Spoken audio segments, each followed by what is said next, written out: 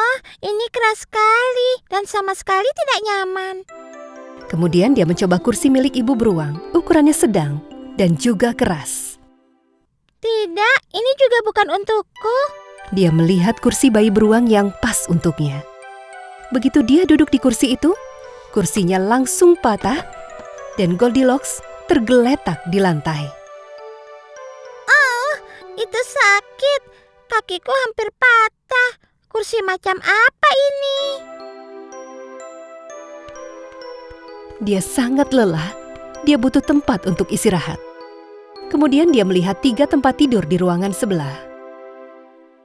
Ini bagus. Aku akan tidur siang. Goldilocks naik ke tempat tidur yang terbesar. Oh, ini terlalu tinggi. Sepertinya aku berada di atas langit. Aku akan coba tempat tidur yang ukurannya sedang. Saat dia berbaring di tempat tidur itu, kasurnya terlalu lembut. Dia sampai tenggelam di dalamnya. Ini juga terasa tidak nyaman. Bagaimana bisa ada yang tidur di tempat ini? Aku sangat ingin tahu siapa yang tinggal di sini. Mudah-mudahan mereka cepat pulang supaya aku bisa minta maaf karena aku sudah masuk ke rumah mereka tanpa izin dan atas kerusakan yang telah kubuat. Tempat tidur ketiga adalah milik bayi beruang. Itu adalah tempat tidur yang pas untuk Goldilocks. Oh, akhirnya yang satu ini pas untukku. Aku akan tidur siang. Mudah-mudahan pemilik rumah akan pulang sebelum gelap dan membantuku menemukan cara pulang. Dia pun langsung tertidur. Tepat di saat itu, keluarga beruang pun pulang. Saat ayah beruang masuk ke dalam rumah, dia sangat kaget saat melihat meja. Ada yang meletakkan sendok di bubur gandumku. Oh, punyaku juga ada sendoknya. Oh tidak, ada yang menghabiskan buburku. Sekarang aku harus makan apa? Aku kelaparan. Jangan sedih sayang, ayahmu dan ibu akan membagi bubur kami untukmu. Beruang kecil itu baru saja mau duduk di kursinya saat melihat kursinya rusak. Dia mulai menangis.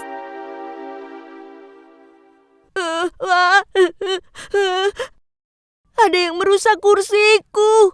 Sekarang aku harus duduk di mana? Ayah beruang tahu ada yang tidak beres di sini. Ini tidak benar. Aku ingin tahu siapa yang masuk ke rumah kita. Ayo periksa semua kamar.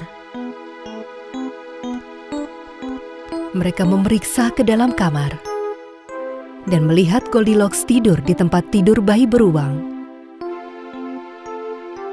Oh, ada anak perempuan tidur di tempat tidurku. Ibu, bangunkan dia sekarang.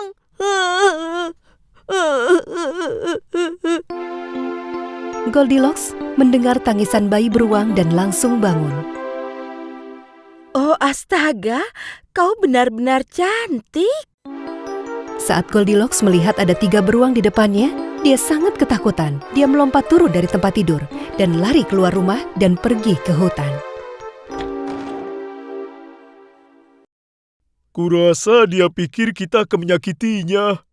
Lihat, dia lupa membawa keranjang berisi buah stroberi liarnya. Gadis yang malang. Goldilocks berlari secepat mungkin. Dia pun berhasil menemukan jalan pulang. Dia langsung menggedor pintu rumahnya sambil menangis. Ibu Goldilocks mendengar suaranya dan membuka pintu.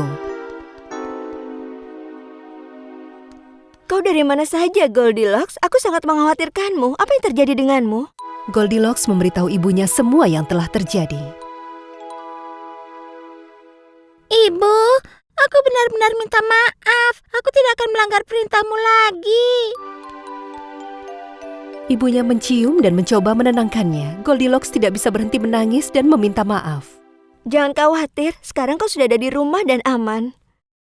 Oh tidak, aku lupa meminta maaf kepada keluarga beruang. Tapi aku sangat ketakutan. Itu pertama kalinya aku berhadapan dengan beruang.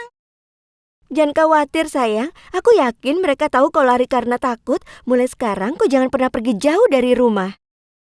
Baik Bu, aku janji.